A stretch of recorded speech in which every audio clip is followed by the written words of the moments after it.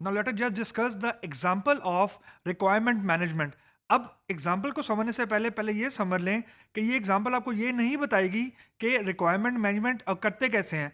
It's other way around. ये basically आपको ये बताएगी कि जब रिक्वायरमेंट मैनेजमेंट प्रॉपर तरीके से नहीं की जाती तो एक्चुअली फिर क्या सिनेरियो होता है. तो अब हम ये देखते हैं कि एक एक रियल टाइम के अंदर एक सिनेरियो है और उस सिनेरियो के अंदर अगर रिक्वायरमेंट मैनेजमेंट प्रॉपर तरीके से नहीं हुई तो फिर हमें क्या पेचीदगियां होंगी, हमें क्या मसले मसाइल होंगे और ये सारे के सारे रियल टाइम प्रॉब्लम होंगे. तो अब आपको स्क्रीन के ऊपर ये नजर आ रहा होगा कि फॉर एग्जांपल 22 मई को 2015 को क्लाइंट और प्रोजेक्ट मैनेजर के दरमियान कुछ फीचर्स के ऊपर एग्रीमेंट हुआ. They agree to some features. वो जो फीचर पे एग्रीमेंट हुआ था उन्होंने उस फीचर को लॉक कर दिया, यानी they have come up with a base line requirements. मतलब कि उन्होंने ये एग्री कर लिया कि एज ऑफ 22 मई जिन चीज़ों पे एग्रीमेंट हुआ है, जो डेवलपमेंट टीम है या जो प्रोजेक्ट मैनेजर की टीम है वो इन्हीं रिक्वायरमेंट को डिलीवर करेगी जो भी टाइम एग्री हुआ है. फॉर एग्जांपल 15 जून को हमने हमने कहा जी कि हम लोग फर्स्ट डेमो देंगे उन रिक्वायरमेंट्स का जिन पे एग्रीमेंट हुआ है 22 मई को. अब मैं इन्हीं रिक्वायरमेंट को, जो रिक्वायरमेंट बेसलाइन हुई है, इनको मैं नाम दे रहा हूं ए, जस्ट फॉर अंडरस्टैंडिंग. तो हमने बेसिकली ये कहा कि जिन रिक्वायरमेंट्स के ऊपर एग्रीमेंट हुआ था 22 मई को, मैंने उसको नाम दे दिया रिक्वायरमेंट ए का. अब it's sort of a benchmark. अब मूविंग फॉरवर्ड, अब 22 मई के बाद डेवलपमेंट स्टार्ट हो गई, यानी 2 जून को डेवलपमेंट स्टार्ट हो गई. उससे पहले कुछ आर्किटेक्चर की हमारी डिस्कशन हुई, कुछ इंटरनल किक ऑफ्स हुए, रिक्वायरमेंट को हमने क्लेरिफाई कर लिया इंटरनली, आर्किटेक्चर डायग्राम्स बनाना शुरू कर दी और एसेंशियली हम लोगों ने 2 जून को रिक्वायरमेंट जो ए, यानी जिन फीचर्स के ऊपर हमारा एग्रीमेंट हुआ था विद क्लाइंट, उन पे हमने डेवलपमेंट को स्टार्ट कर दिया and client was aware of that. यानी ये सारे का सारा जो प्लान है, जो डेवलपमेंट का प्लान है, it is being shared with the client ताकि हम क्लाइंट को लूप में रखें. यानी 22 मई को हमारा एग्रीमेंट हुआ, 2 जून को जाके यानी अराउंड आफ्टर 14 डेज हमने डेवलपमेंट को स्टार्ट कर दिया and this was informed to the client. अब डेवलपमेंट स्टार्ट हो गई और प्रोजेक्ट मैनेजर ने डिस्कशन स्टार्ट कर दी with the client on different features. यानी जिन रिक्वायरमेंट्स पे एग्रीमेंट हुआ था, बिसाइड दोज रिक्वायरमेंट्स अब कुछ एक्स्ट्रा फीचर्स के ऊपर डिस्कशन स्टार्ट हो गई between a client and a project manager.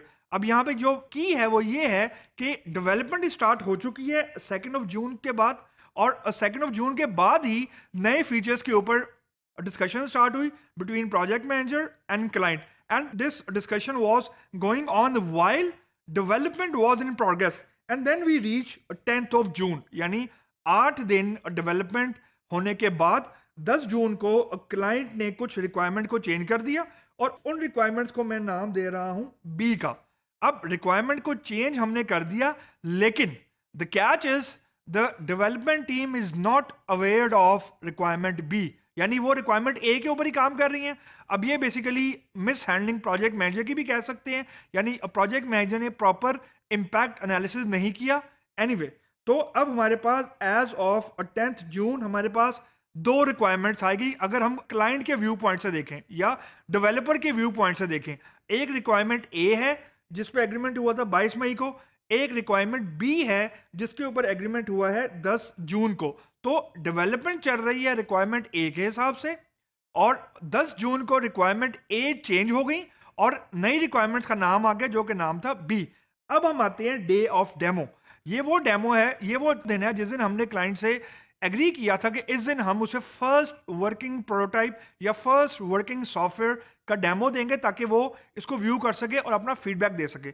Now let's see, on 15th of June client end up in saying this is not what I am expecting.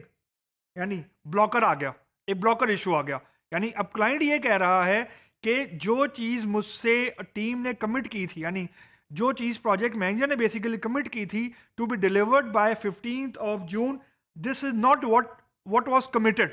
अब developer ये कह रहा है कि मैंने तो जो मुझे प्रोजेक्ट मैनेजर ने कहा था, जिन रिक्वायरमेंट्स को मैंने डेवलप करना था, मैंने तो वही रिक्वायरमेंट्स डेवलप की हैं और क्लाइंट कह रहा है कि ये वो रिक्वायरमेंट्स हैं ही नहीं जो मुझसे प्रोजेक्ट मैनेजर ने कमिट की थी.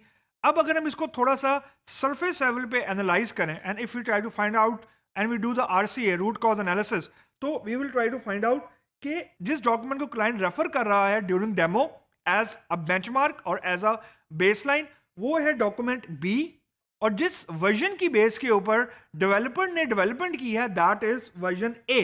तो ऑब्वियसली डिफरेंट तो होना था, डिफरेंस तो होना था एक्सपेक्टेशन के अंदर, क्योंकि जो क्लाइंट है उसके हिसाब से उसको वर्जन बी डिलीवर हो रहा है और जो डेवलपर है वो अपने हिसाब से वर्जन ए के ऊपर डेवलपमेंट कर रहा है। Now the key here is कि either a project manager has over committed और उसने प्रॉपर इंपैक्ट एनालिसिस नहीं किया, या जो क्लाइंट है he was not kept aware, यानी उसको ये नहीं बताया गया कि भाईजान 15 जून के हिसाब से जो हमने कमिटमेंट की हुई है वो रिक्वायरमेंट ए की बेस के ऊपर की है, not on the basis of requirement B.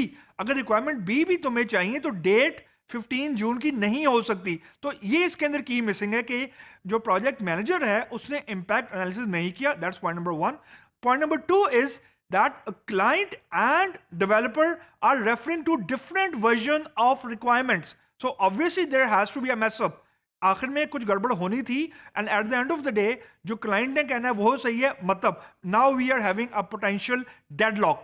जब डेडलॉक खत्म करना पड़ता है तो अमूमन जो सॉफ्टवेयर डेवलपमेंट होता है या जो सॉफ्टवेयर हाउस होता है they have to step back and they have to put money from their pocket, क्योंकि गलती एसेंशियली प्रोजेक्ट मैनेजर की है। तो ये बेसिकली एक बहुत की बेस्ट प्रैक्टिस कि जी you need to refer to same version of the requirement and you need to do impact analysis. ये दो बेस्ट प्रैक्टिसेस मिस हुई हैं while doing requirement management।